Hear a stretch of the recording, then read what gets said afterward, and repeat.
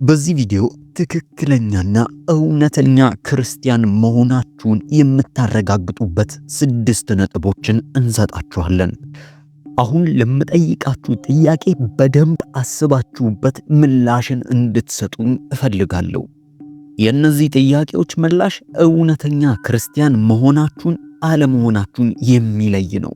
በእርግጥ የምጠይቃችሁ ቤተክርስቲያን ትሄዳላችሁ፣ መጽሐፍ ቅዱሳችሁን ታነባላችሁ ብዬ አይደለም። ምክንያቱም እነዚህ ነገሮች በፍጹም ክርስትናችሁንና እውነተኛ አማኝ መሆናችሁን የሚገልጹ ነገሮች አይደሉም።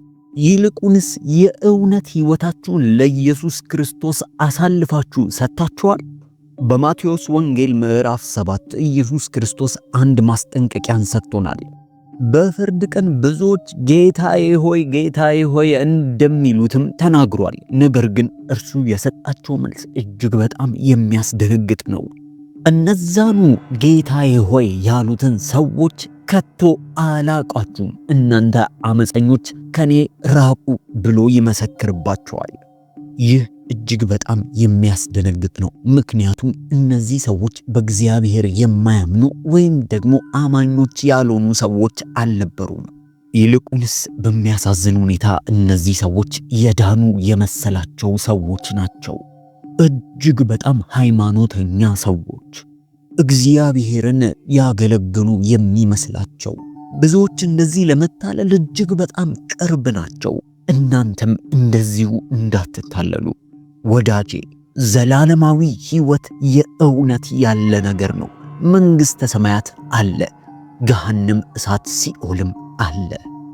ከሁለቱ አንድ ውስጥ መግባታችን የማይቀር ነገር ነው። ኢየሱስ ክርስቶስ ሲናገር እንዲህ አለ፣ ብዙዎች የእግዚአብሔር የሆኑ ይመስላቸዋል፣ ነገር ግን እግዚአብሔርን አይሰሙትም፣ አያውቁትም። ለዛ ነው ይህ መልእክት ለእናንተ አንገብጋቢና ወሳኝ ሊሆን የሚችለው። ዛሬ የምንመለከታቸው 6 ምልክቶች እውነተኛ ክርስቲያን መሆን አለመሆናችሁን የሚገልጽ ነው። ሁሉም መጽሐፍ ቅዱሳዊ ነው። ምናልባት እናንተ በፍርድ ቀን በኢየሱስ ክርስቶስ ፊት ስትቆሙ አላቃችሁም ከሚባሉት ወገን እንዳትሆኑ ይጠቅማችኋል። ስለዚህ እባካችሁ ልብ ብላችሁ እንድታዳምጡ እንፈልጋለን። መታደግ የምትፈልጉትንም ሰው ይህንን መልእክት ላኩለት። በእርግጥ ይህ መልእክት ራሳችሁን እንድትፈትሹ ብቻ የተዘጋጀ ነው።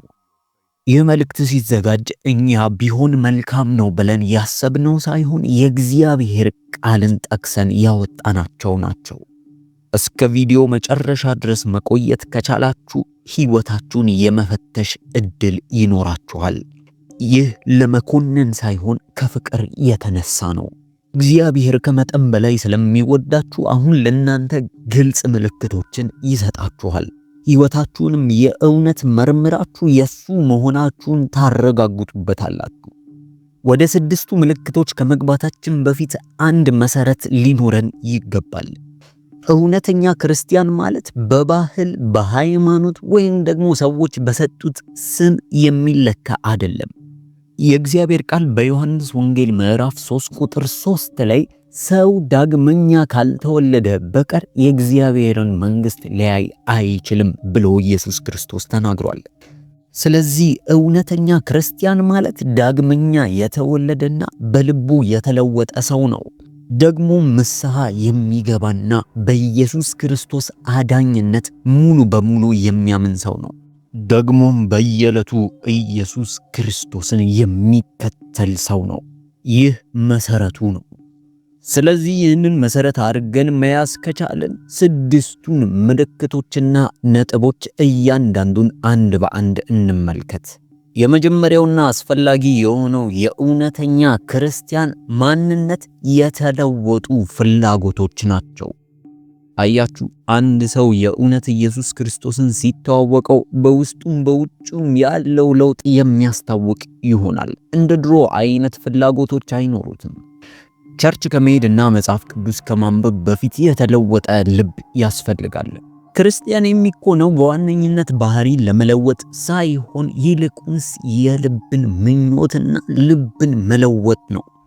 ትንቢተ ሕዝቅኤል ምዕራፍ 36 ቁጥር 26 እንዲህ ሲል ይናገራል። አዲስም ልብ እሰጣችኋለሁ፣ አዲስም መንፈስ በውስጣችሁ አኖራለሁ፣ የድንጋዩንም ልብ ከስጋችሁ አወጣለሁ፣ የስጋንም ልብ እሰጣችኋለሁ ይላል። ይህ የመዳናችን ትክክለኛ ትርጓሜ ነው። አያችሁ፣ የእውነትም ከኢየሱስ ክርስቶስ ጋር ኅብረት ማድረግ ስትጀምሩ እግዚአብሔር አምላክ ትክክለኛ የሆነ ዓላማና እውነተኛ የሆነ ማንነትን ይሰጣችኋል። ለዛ እኮ ነው ጳውሎስ በሁለተኛ ቆሮንቶስ ምዕራፍ 5 ቁጥር 17 ላይ እንዲህ ብሎ የተናገረው፣ ስለዚህ ማንም በክርስቶስ ቢሆን አዲስ ፍጥረት ነው፣ አሮጌው ነገር አልፏል፣ እነሆ ሁሉም አዲስ ሆኗል ይነላል። ስለዚህ በዚህ አንድ ነገርም ማወቅ ይቻላል። እውነተኛ ክርስቲያን ለመባል በእርግጥ ቤተክርስቲያን መሄድ፣ መጽሐፍ ቅዱስ ማንበብና ከውጪ ብዙ የተለያዩ መልካም ስራዎችን ብቻ መስራት በቂ አይደለም።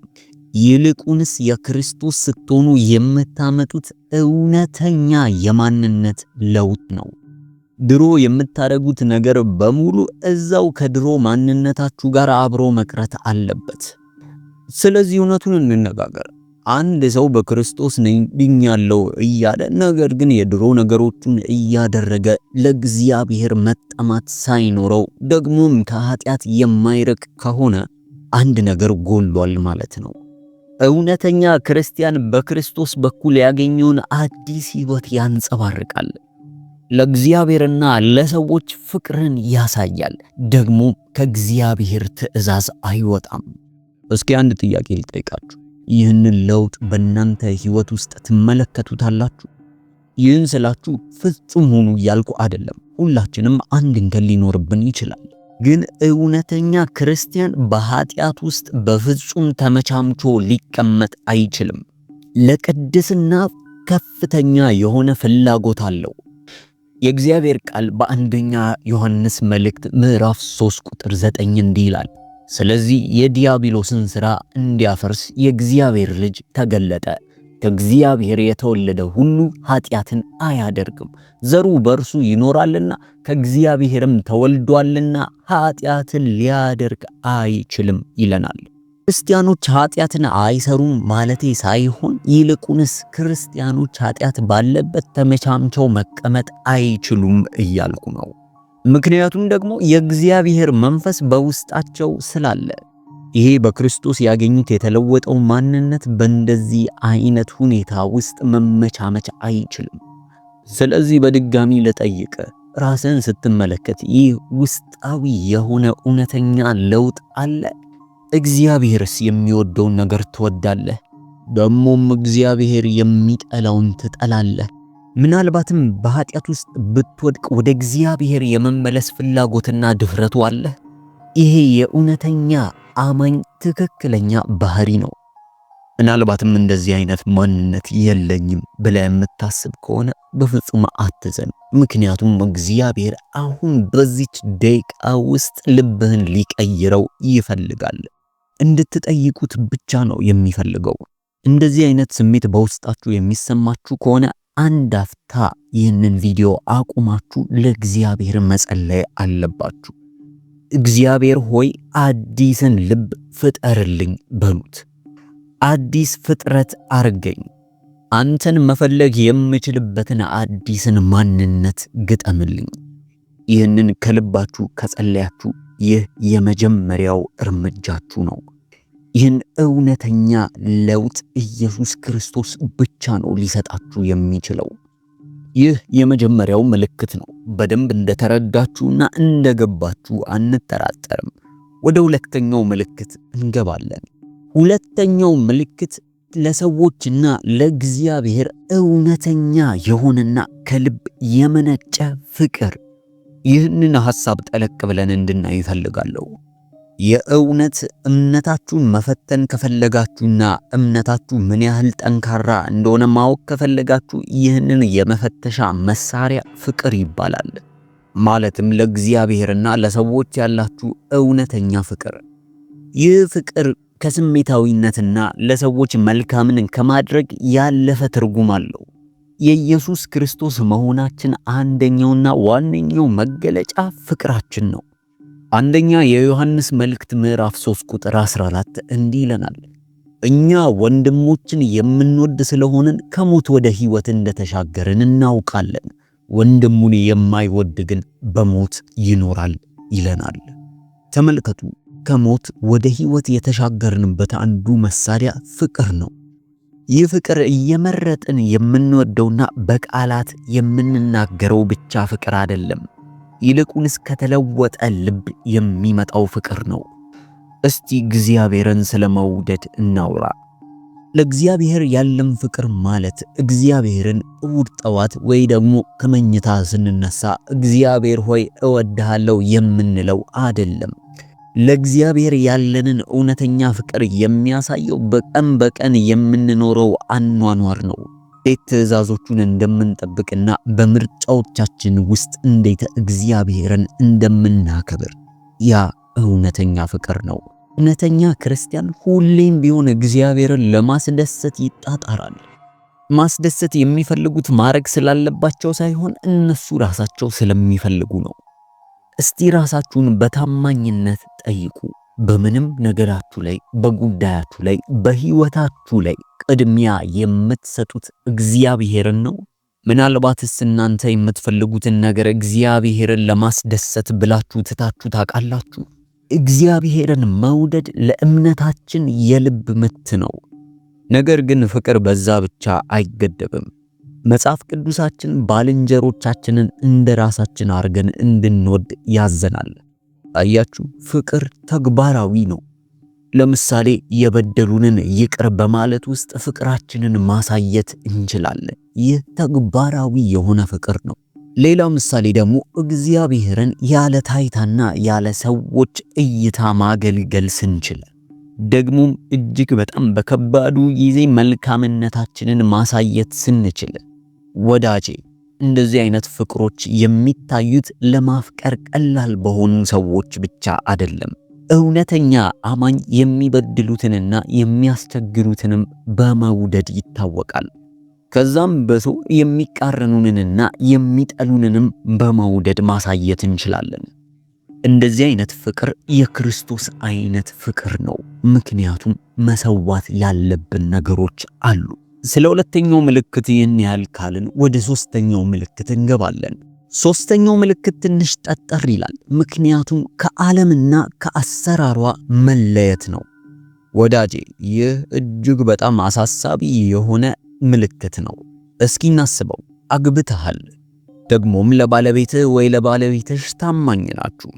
ነገር ግን በድንገት ተነስታችሁ ሌላ ፍቅረኞችን ወይም አፍቃሪዎችን ለመፈለግ መራሯጥ ትጀምራላችሁ። ይህንንም የምታደርጉት የጣት ቀለበታችሁን እንኳን ሳታወልቁ ነው። በዚህ ሰዓት ሁሉም የሚመለከታችሁ ሰዎች የገባችሁት ቃል ኪዳንና ያደረጋችሁት የቃል ኪዳን ምልክት ምንም ትርጉም እንደሌለው ይረዳሉ። አያችሁ፣ ልክ እንደዚሁ ነው። አንድ እውነተኛ አማኝ ነኝ የሚል ሰው ኢየሱስ ክርስቶስን እከተላለሁ እያለ ነገር ግን የዓለምን ሥርዓትም የሚከተል ከሆነ ይህ የእውነተኛ አማኝ ምልክት አይደለም። የክርስትና ሕይወት የቃል ኪዳን ግንኙነት ነው። ልክ እንደ ጋብቻ ሕይወታችሁን ለጌታ ለኢየሱስ ክርስቶስ አሳልፋችሁ ስትሰጡ ቃል ኪዳን ከኢየሱስ ክርስቶስ ጋር እየገባችሁ ነው ማለት ነው። ይህ ቃል ኪዳን ደግሞ ታማኝነትና እውነተኛ ፍቅርን አብሮ ያመጣል። አያችሁ፣ ሕይወትን ለኢየሱስ ክርስቶስ አሳልፎ መስጠት ማለት አንድ የሃይማኖታዊ ሥርዓት ወይም ደግሞ ጸሎት ብቻ አይደለም። ይልቁንስ ከልባችሁ የመነጨ ቃል ኪዳን ነው። በየትኛውም ህብረቶች ላይ እውነተኝነትና ታማኝነት እጅግ በጣም አስፈላጊ ነገሮች ናቸው። ለዛ ነው ያዕቆብ ምዕራፍ 4 ቁጥር 4 ላይ ጠንካራ ቃላቶችን እየተጠቀመ የሚገስጸን። እንደዚህም ይላል፣ አመንዝሮች ሆይ ዓለምን መውደድ ለእግዚአብሔር ጥል እንዲሆን አታውቁምን? እንዲህ የዓለም ወዳጅ ሊሆን የሚፈቅድ ሁሉ የእግዚአብሔር ጠላት ሆኗል ይለናል። ልክ ቁጥሩ ሲጀምር ያለው ቃል ሊያነቃን ይገባል። አመንዝሮች ሆይ የሚለው ቃል እግዚአብሔር አምላክን የእውነት እወደዋለሁ እያልን ነገር ግን ዓለም በምትሰጠን ነገር እየተሸወድንና ዓለምን እያሳደድን የምንሄድ ከሆነ መንፈሳዊ አመንዝሮች ነን ማለት ነው። ልክ እንደዛ ስናርግ የእውነት የሚወደንን እየከዳነው ነው ማለት ነው። አንደኛ የዮሐንስ መልእክት ምዕራፍ 2 ቁጥር 15 እንዲህ ይለናል፣ ዓለምን ወይም በዓለም ያሉትን አትውደዱ።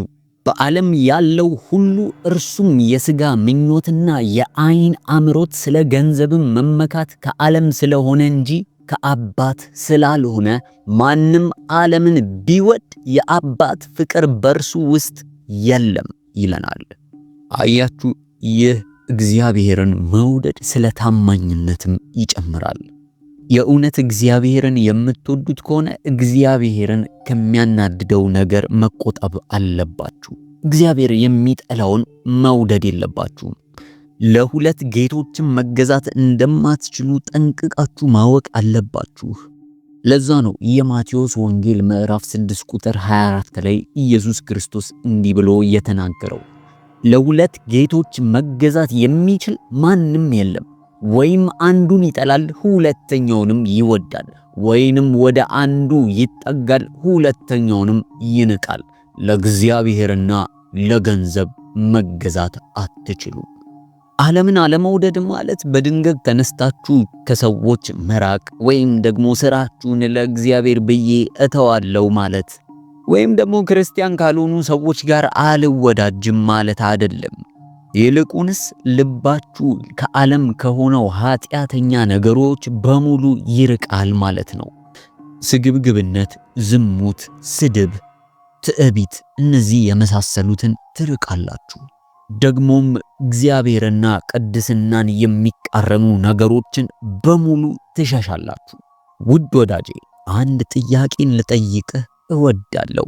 እስኪ አንድ ሰው ከውጪ ያንተን ሕይወት ተመልክቶ ለእግዚአብሔር ታማኝና እውነተኛ አገልጋይ ነህ ብሎ በድፍረት መናገር ይችላል?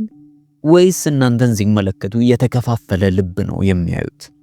ልክ ኢየሱስ ክርስቶስን በአንድ እጅ ይዞ በሌላው እጅ ደግሞ ዓለምን ለመያዝ እንደሚሞክር ሰው ለሁለት ጌቶች እየተገዛችሁ እየመሰላችሁ ከሆነ ይህ የማንቂያ ደውል እንዲሆናችሁ እፈልጋለሁ። አመንዝሮች መሆን የለባችሁም። ምናልባትም በእንደዚህ አይነት ነገር የምትታሙ ከሆነ የእግዚአብሔር ጸጋ ሊያግዛችሁ አቅም ይሆናችኋል። ወደ ድሮ ፍቅር መመለስ አለባችሁ። ለኢየሱስ ሙሉና ያልተከፋፈለ ልባችሁን አቅርቡለት። እውነተኛ ለእግዚአብሔር ፍቅር ሲኖራችሁ እግዚአብሔርን የሚያስከፋ ነገር በሙሉ ላለማድረግ ትሞክራላችሁ። እግዚአብሔርን የማያስደስቱ ነገሮች በሙሉ እናንተንም አያስደስቷችሁም። ዓለም አድንቃ እግዚአብሔር ያላደነቀውን ነገር አትወዱም። ይህ እውነተኛ አማኝ ሊያረገው ከሚችለው ነገር ውስጥ ነው። ወደ አራተኛው ምልክት ከመሄዳችን በፊት የእውነት ከዚህ በፊት የነበሩት ሶስቱ ምልክቶች ከጠቀሟችሁና በዚህ ቻናልም ሆነ በምንለቃቸው ነገር እየተባረካችሁበት ከሆነ ይህን ቻናል ሰብስክራይብ እና ይህንን ቪዲዮ ላይክ አድርጉ፣ ለተለያዩ ወዳጆቻችሁም አድርሱ። አራተኛው መገለጫና ምልክት ደግሞ ለእግዚአብሔር ቃልና ለጸሎት እውነተኛ የሆነ ረሃብ በውስጣችሁ ይፈጠራል። አያችሁ፣ አንድ ሰው የእውነት ከኢየሱስ ክርስቶስ ጋር መጣበቅ ሲጀምር እውነተኛ የሆነ የጸሎትና የእግዚአብሔርን ቃል የማወቅ ፍላጎት በውስጡ ይኖራል። እግዚአብሔርም በጸሎት ማውራት ይፈልጋሉ። የማወራው ሃይማኖት እንደ ግዴታ ካስቀመጠልን ጸሎቶች ወይም ደግሞ አንድን ስራ እንደ መስራት ግዴታዎች መካከል አይደለም። ይህ ፍላጎት ግን እውነተኛ ከነፍስ የመነጨ ፍላጎት ነው። ከትላንቱ ዛሬ፣ ከዛሬ ደግሞ ነገ የበለጠ እግዚአብሔርን የመሻትና የመፈለግ ፍላጎት ውስጣችሁ ይነዳል። ሁል ጊዜ የእግዚአብሔርን ምሪትና የእግዚአብሔርን አብሮነት በሕይወታችሁ ትፈልጉታላችሁ። በፍጹም ህልውናው ከናንተ እንዲርቅ አትፈልጉም። ኢየሱስ ክርስቶስ በማቴዎስ ወንጌል ምዕራፍ 4 ቁጥር 4 ላይ እንዲህ ብሎ ተናገረ፣ ሰው ከእግዚአብሔር አፍ በሚወጣ ቃል ሁሉ እንጂ በእንጀራ ብቻ አይኖርም። አያችሁ፣ ሰውነታችሁ ለመኖር ምግብ እንደሚያስፈልገው ሁሉ መንፈሳችሁ ደግሞ ለመኖር የእግዚአብሔር ቃል ያስፈልገዋል። መንፈሳችሁ የእግዚአብሔርን ቃል የማይመገብ ከሆነ ከጊዜ በኋላ ትደክማላችሁ፣ ትታመማላችሁ። ቀስ በቀስ እምነታችሁ እየተሸረሸረና ልባችሁ እየቀዘቀዘ ይመጣል። እግዚአብሔር የእውነት ከለወጣችሁ ብቻ ነው ውስጣችሁ ለውጥ ማየት የምትችሉት። ያኔ የእግዚአብሔር ድምጽ ሲመራችሁ ብቻ የእውነት መንቀሳቀስ ትጀምራላችሁ። የእግዚአብሔርን ቃሎች መጠማት ትጀምራላችሁ። ለዛ ነው የእግዚአብሔር ቃል በመዝሙረ ዳዊት ምዕራፍ 119 ቁጥር 105 ላይ እንዲህ ብሎ ዳዊት ያጻፈልን፣ ሕግህ ለእግሬ መብራት ለመንገዴም ብርሃን ነው ይለናል። በዚህ ዓለም ላይ በጨለማ መንቀሳቀስ አትችሉም። የእግዚአብሔር ቃል ብርሃን ያስፈልጋችኋል። ደግሞም ሕይወታችሁን በእግዚአብሔር ቃል መሰረት ቅርጽ ማስያዝ አለባችሁ። እስቲ እውነቱን እንነጋገር። የእግዚአብሔር ቃል የእውነት ዕለት ተዕለት ምግባችሁ ነው ወይስ በሳጥን ላይ እንደተቀመጠ ዕቃ አዋራ ለብሷል? በየቀኑስ የእግዚአብሔርን ቃል ትከታተላላችሁ ወይስ ሕይወታችሁ እየወደቀ ሲመስላችሁ ብቻ ነው የእግዚአብሔርን ቃል የምትገልጡት? እውነተኛ ክርስቲያን ኢየሱስን እንደሚከተሉት ብቻ ሳይሆን የሚያሳዩት ይልቁንስ በየቀኑ ኢየሱስን እንደሚፈልጉት ይናገራሉ። ደግሞም የእግዚአብሔር ቃል ውስጥ እግዚአብሔር የሚፈልገው ነገር እንደተጻፈ የገባቸው ናቸው። ግን ቃሉን ለማንበብ ብቻ ያለ ጥማት አይደለም፣ ይልቁንስ ለጸሎት መጠማት አለብን። ጸሎት ማለት የተለያዩ ቃላቶችን አሽሞንሙኖ መቅጠምና መናገር ብቻ አይደለም፣ ወይ ደግሞ አንድን የሃይማኖት ሥርዓት ለመፈጸም የምናረገው ነገር አይደለም። ይልቁንስ ከእግዚአብሔር ጋር የምናረገው ህብረት ነው። የእውነት የሚወደንን እግዚአብሔርን የምንገናኝበት ድልድይ ነው። በጸሎት ውስጥ የእግዚአብሔርን ቃልና የእግዚአብሔርን ድምጽ መለማመድ እንጀምራለን። ዳግመኛ ስትወለዱ ጸሎት የማንነታችሁ አንዱ አካል ይሆናል። በጸሎት ላይ መደገፍ ትጀምራላችሁ። ችግርና ክፉ ጊዜ ሲመጣ ብቻ ሳይሆን ሕይወታችሁ በዛ ላይ ይመረኮዛል። ለሁሉ ነገር እግዚአብሔር እንደሚያስፈልጋችሁ ስታውቁ ሁል ጊዜ በእግዚአብሔር ላይ ጥገኛ ትሆናላችሁ። በቀጥታ መጠየቅ እፈልጋለሁ፣ የእውነት የእግዚአብሔርን ቃል ዕለት ዕለት ትራባላችሁ? በየቀኑስ እግዚአብሔርን ታወሩታላችሁ? ችግር ውስጥ ስትገቡ ወይም ክፉ ቀን ሲመጣ ብቻ ሳይሆን በየቀኑ በመልካሙም ጊዜ በክፉም ጊዜ እግዚአብሔርን ትፈልጉታላችሁ? ደግሞስ የእግዚአብሔርን ሕልውና ትጠሙታላችሁ? ወይስ ነገሮችን በሙሉ በእናንተ ጥንካሬ ማድረግ ነው የምትፈልጉት? አያችሁ፣ እግዚአብሔርን በፈለጋችሁት ቁጥር እግዚአብሔርን የበለጠ መጠማት ትጀምራላችሁ።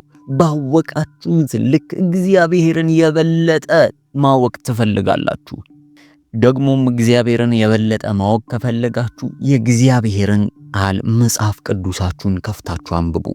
በጸለያችሁ ቁጥር የበለጠ የጸሎት ሰዓታችሁን እየጨመራችሁ ትመጣላችሁ። ለጸሎት ያለው ፍላጎታችሁ እያደገ ይመጣል።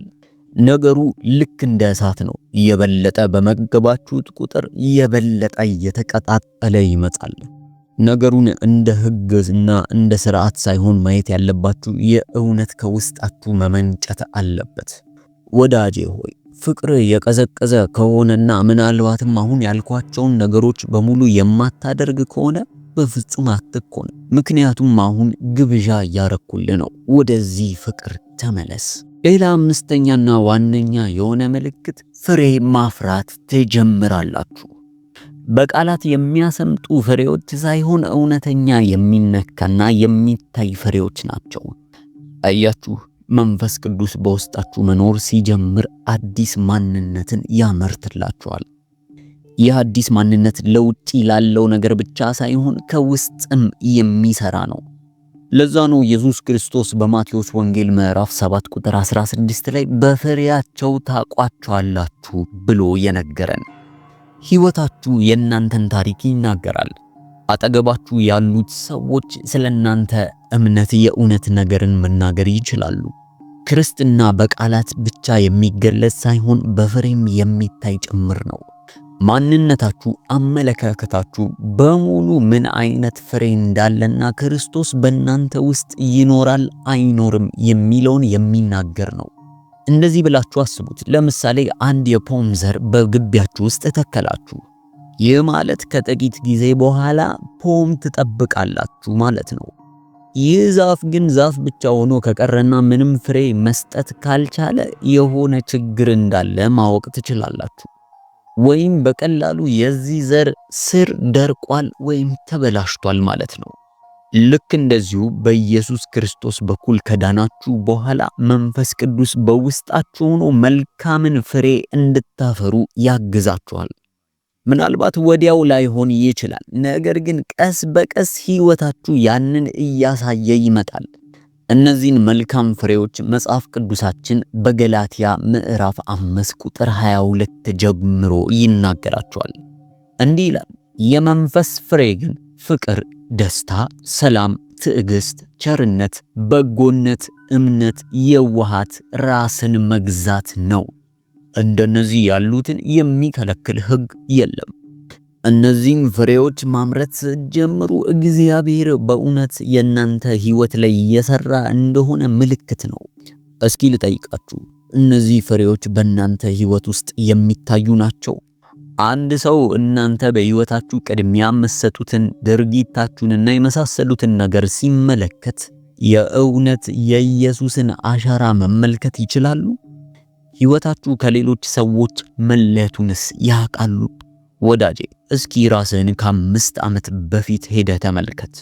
ከ5 ዓመት በፊት ከነበረ ማንነት አሁን ላይ የበለጠ ኢየሱስ ክርስቶስን መምሰል ችለሃል? በሕይወትስ ላይ ያለ እድገትና ለውጥ ትመለከታለህ? እውነቱን ራስህን እንድትጠይቅ እፈልጋለሁ። ማንንም መሸወድ አትችልም። የድሮ ማንነትና የአሁን ማንነት አንድ አይነት ነው? ምናልባትም እንደ አንዳንዶች ክርስቲያን ብቻ የሚልን ስም ይዘህ ነው የምትዞረው። ኢየሱስ ክርስቶስ በማቴዎስ ወንጌል ምዕራፍ 7 ቁጥር 18 ላይ እንዲህ ብሎ ይነግረናል። መልካም ዛፍ ክፉ ፍሬን ማፍራት ወይም ክፉ ዛፍ መልካም ፍሬን ማፍራት አይችልም። መልካም ፍሬ የማያደርግ ዛፍ ሁሉ ይቆረጣል፣ ወደ እሳትም ይጣላል። ኢየሱስ ክርስቶስ መልካም ማፍራት ካልቻለን የሚጠብቀንን መጨረሻ እየነገረን ነው። ወደ እሳት መጣል። ይህንን በሙሉ የምነግር ላስደነግጥ ወይም ላስበረግግህ አይደለም፣ ይልቁንስ እንድትነቃ ነው። ፍሬ የሌለው ዛፍ ጠንካራ የሆነ ስር የለውም። እውነተኛ ክርስቲያን ሁል ጊዜ በሕይወቱ ውስጥ ኢየሱስን ማየት ይፈልጋል። ማየት ብቻ ሳይሆን ኢየሱስን ማሳየትም ጭምር ይፈልጋል።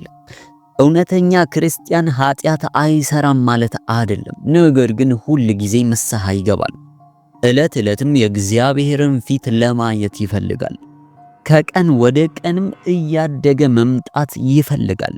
ይህንን ስነግርህ በፍጹም ሰው መሆን አለብህ እያልኩ አይደለም፣ ነገር ግን የእውነት የሚታይ ለውጥ በሕይወት ላይ ያስፈልጋል እያልኩ ነው። ስለዚህ ወዳጄ አንድ ነገር ልጠይቅህ፣ የእውነት በሕይወት ላይ ፍሬ አለ? እግዚአብሔር ከውስጥም ከውጭም እየለወጠህ ነው ያለው? ምናልባት ይህን ለውጥ እየተመለከት ከሆነ ምናልባት ለውጡ ቀስ እያለ እንኳን እየመጣ ከሆነ ያ ጥሩ ምልክት ነው።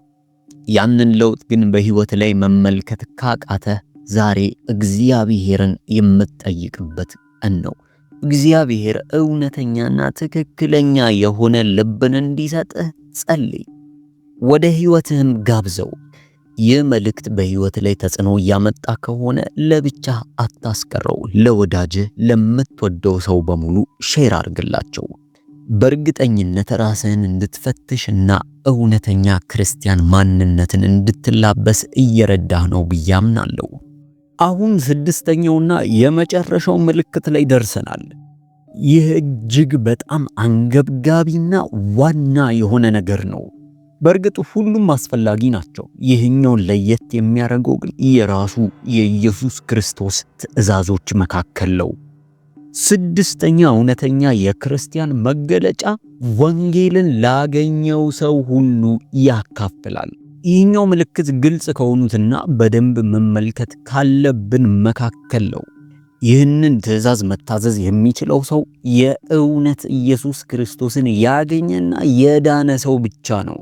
ደግሞም ከኢየሱስ ክርስቶስ ጋር ኑሮና ሕይወት ምን እንደሚመስል ትክክለኛ ጣዕሙን የቀመሰ ሰው ብቻ ነው ወንጌልን ለመመስከር የበለጠ ተነሳሽነት የሚኖረው።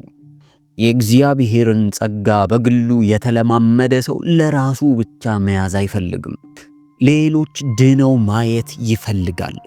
የእውነት ስትድኑና ከእግዚአብሔር ጋር ያለውን የሕይወት ጣዕም ስትቀምሱ ዝም ማለት አትችሉም። ደግሞም የትኛውም ሰው እንደሚኖረው አይነት ሕይወት መኖርን አትፈልጉም። ሌሎች የሚኖሩትን ኑሮ ትነቁታላችሁ፣ ምክንያቱም የእናንተ ከኢየሱስ ክርስቶስ ጋር መሆን የከበረ ነው። ወንጌል ጥሩ ምክር ብቻ ሳይሆን ለኃጢአት ትክክለኛው መፍትሄና መድኃኒት ነው። በዓለም ምክንያት ከሚያጋጥሙ ስብራቶችና ከሰው ልብ መደንዘዝ ብቸኛ አማራጭና ነፃ ሊያወጣው የሚችለው እውነተኛው ወንጌል ብቻ ነው። ይህ እውነታ ሲገባችሁ ራሳችሁ ያለማንም ጎትጓችነት ወንጌልን ለዓለም ሁሉ የማድረስ ልብ ይኖራችኋል። እናንተ በክርስቶስ ያገኛችሁትን ሰላምና ነፃነት ለሌላው መስጠት ትፈልጋላችሁ። ኢየሱስ ክርስቶስ ያዳነን ለሌሎችም መዳን ምክንያት እንድንሆን እንጂ በየቤተ ክርስቲያኑ ቁጭ እያልንና የእግዚአብሔርን ቃል እየተመገብን እንድንኖር ብቻ አይደለም። ይህንን የወንጌል ምስጢር ለሌሎችም የማካፈል ኃላፊነት አለብን። እግዚአብሔር አምላክ ተልእኮና ኃላፊነትን ሰጥቶናል። ጥሪ አለን። በማቴዎስ ወንጌል ምዕራፍ 28 ቁጥር 19 ላይ ኢየሱስ ክርስቶስ ታላቁን ተልእኮ ይናገራል። እንዲህም ይላል፣ እንግዲህ ሂዱና አሕዛብን ሁሉ በአብ በወልድና በመንፈስ ቅዱስ ስም እያጠመቃችኋቸው ያዘዝኳችሁንም ሁሉ እንዲጠብቁ እያስተማራችኋቸው ደቀ መዛሙርት አድርጓቸው። እነሆም እኔ እስከ ዓለም ፍጻሜ ድረስ ሁል ጊዜ ከእናንተ ጋር ነኝ።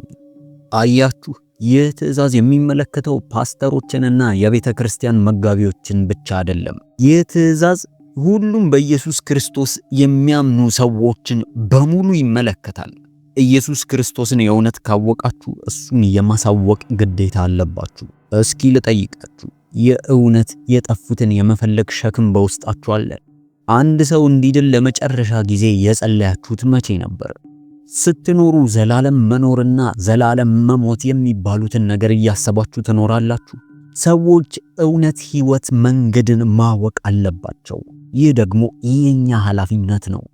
የነዚህ ያላመኑት ሰዎች ሕይወት ውስጥ መኖራችሁ ለምክንያት ነው። ይህንን ወንጌል ልትነግሯቸውና ልታሳውቋቸው ይገባል።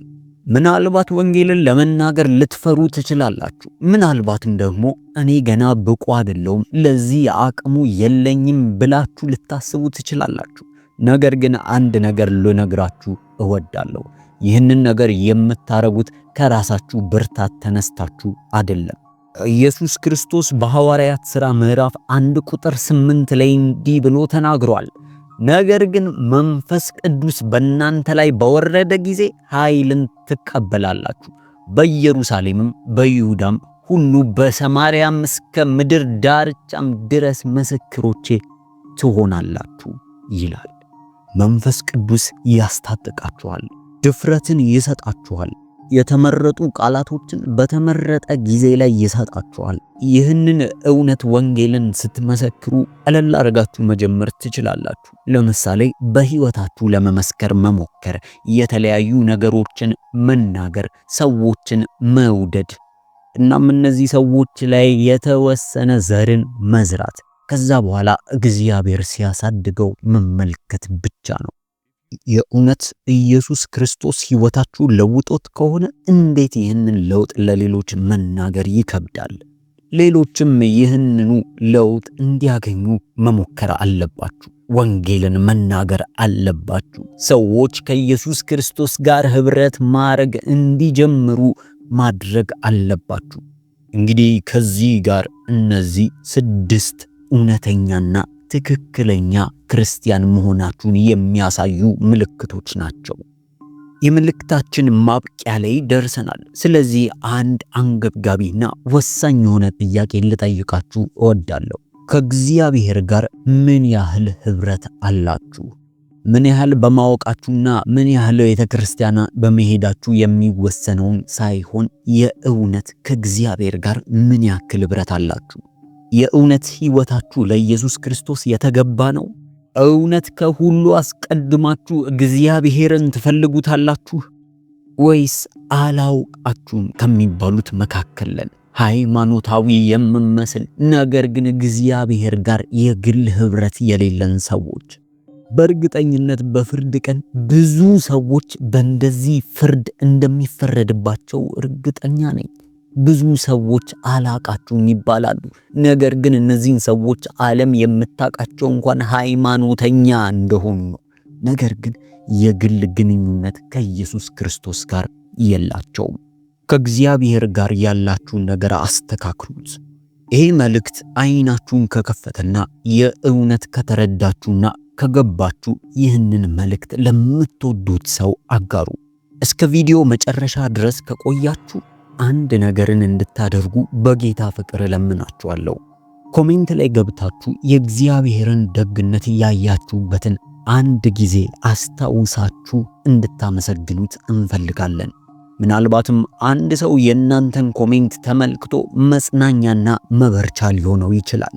ይህንንም በታማኝነት እንድታደርጉ እንፈልጋለን። እናመሰግናለን።